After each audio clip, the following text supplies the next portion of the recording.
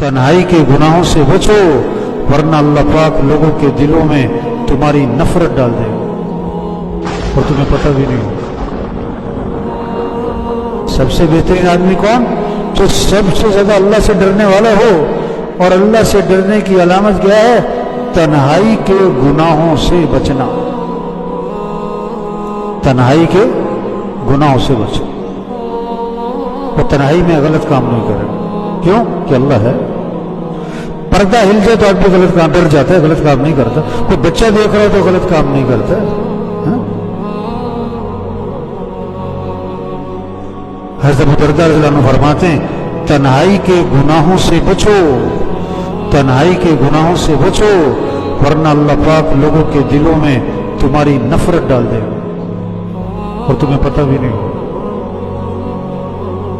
تو سب سے بہترین آدمی جو سب سے زیادہ اللہ سے ڈرنے والا ہو، اور جو اللہ سے ڈرے گا اللہ کی نافرمانی نہیں کرے۔